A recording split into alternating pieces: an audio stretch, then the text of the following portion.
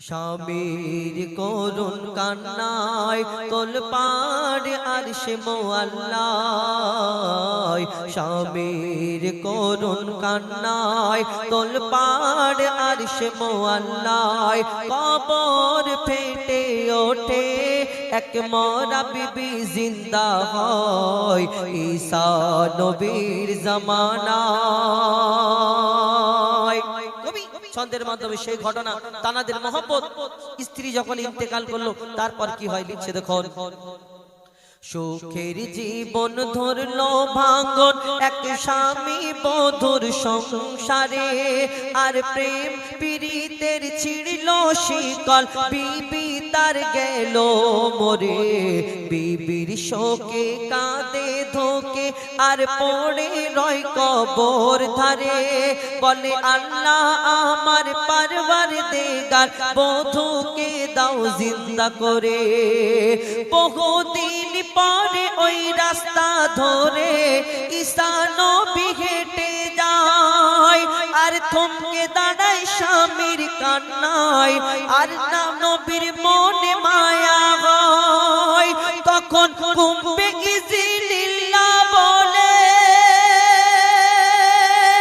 কবর দিকে হাত বাড়ায়, সাথে সাথে কবর হতে মরা বিবি জিন্দা হয়, সাথে সাথে কবর হতে মরা বিবি জিন্দা হয়। ফিরে পেয়ে বিবিরে বহুদিন পরে জড়িয়ে ধরে ভালোবাসায়, স্বামীর করুণ কান্নায়।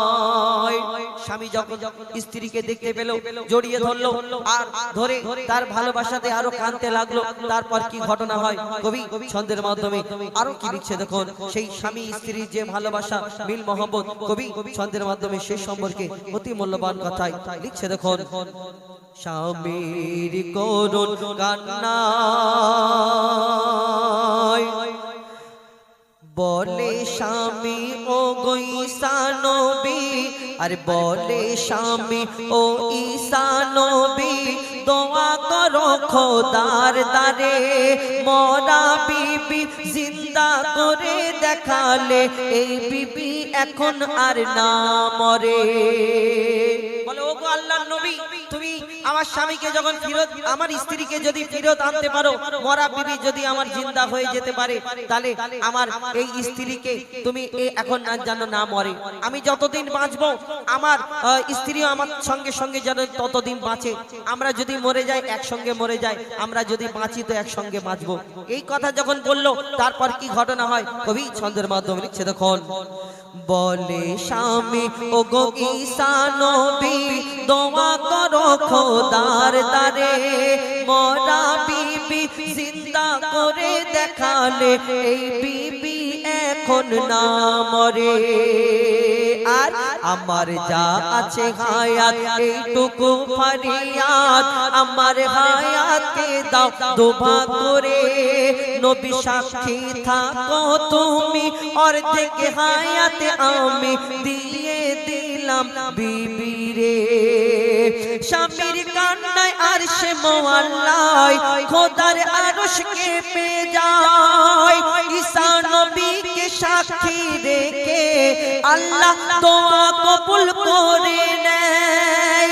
ওই এলাকা ফেলে দুজনে গেল চলে এক জঙ্গলে গাছের তলায়, বিবির কোলে মাথা রেখে ক্লান্ত স্বামী ঘুমায়, বিবির কোলে মাথা রেখে এক ক্লান্ত স্বামী ঘুমায়। আর তখন আসে এক রাজার ছেলে তাকে বিয়ে করবে বলে, তখন আসে এক রাজার ছেলে তাকে বিয়ে করবে বলে, ওই ঘোড়ায় তুলে নিয়ে পালায় স্বামীর করুণ কান্নায়। বিবি আর ওই স্বামী স্ত্রী যখন তাদেরকে আল্লাহ আবার হায়াত দিল, তখন তারা চিন্তা করলো আমরা এই এলাকায় থাকবো না, এই এলাকা ছেড়ে দূরে কোথাও চলে যাব। একটা জঙ্গলের গাছের তলায় গিয়ে স্বামী স্ত্রী আরাম করছে, তার স্ত্রী বসে আছে, স্ত্রীর কোলে যখন স্বামী মাথা রেখে ঘুমাচ্ছে, আরাম করছে। আর যখন ঘুমাচ্ছিল তখন একটা রাজার ছেলে ঘোড়াতে চড়ে আসছিল, আর সেই স্ত্রীটা এত সুন্দর দেখতে, তার বিবিটা এত সুন্দর দেখতে, সেই বিবিটাকে বিয়ে করবে বলে তাকে নিয়ে চলে গেল।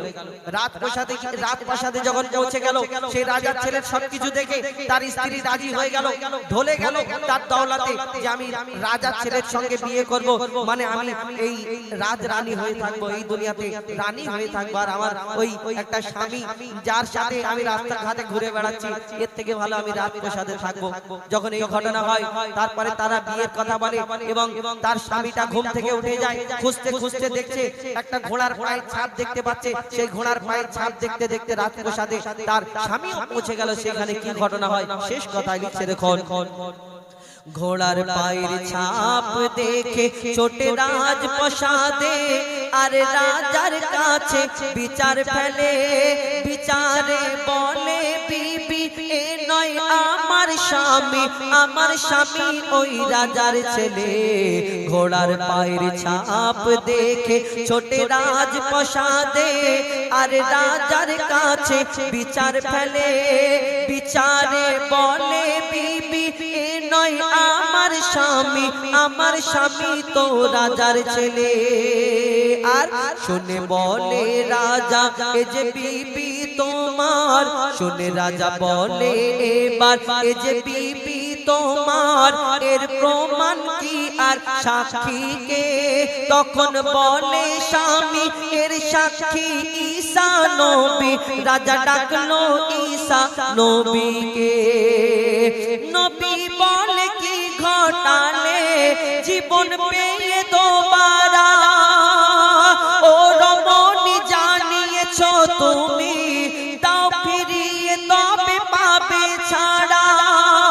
আর কবুল করার সাথে সাথে রমণী ছিটকে পড়ে যায়,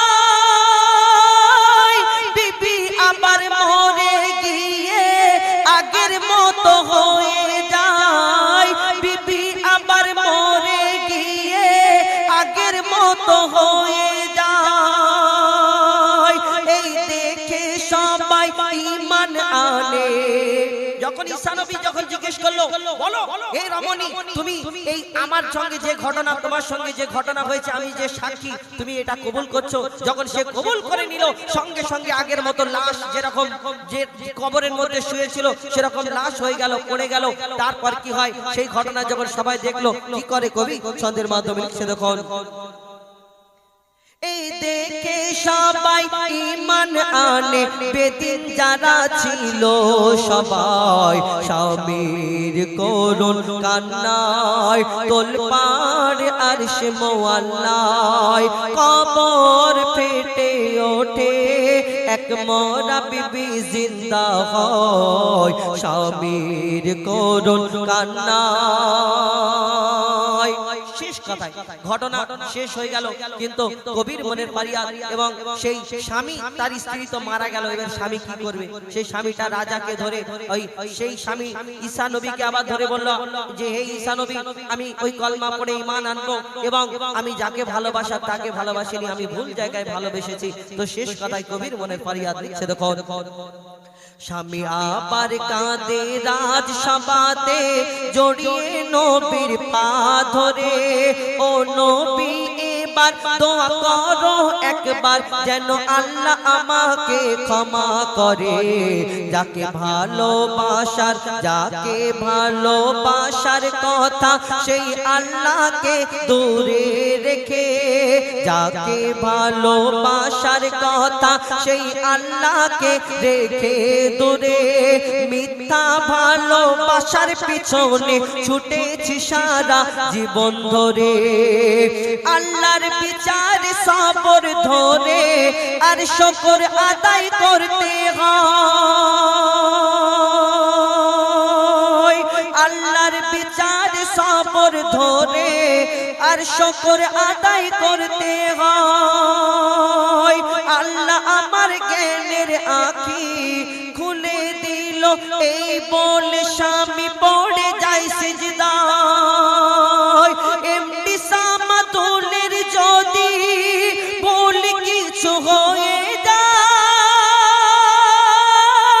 তওবা করে খোদার দ্বারে ঝুঁকে পড়ে যা সিজদায় তওবা করে খোদার দ্বারে ঝুঁকে পড়ে যা সিজদায় আল্লাহর খেলা আল্লাহ খেলে গো আল্লাহর খেলা আল্লাহ খেলে মানুষের বোঝার সাধ্য কোথায় স্বামীর করুণ কান্নায় তোলপাড় আরশ মুআল্লায় কবর ফেটে ওঠে এক মোরা বিবি জিন্দা হয় স্বামীর করুণ কান্নায়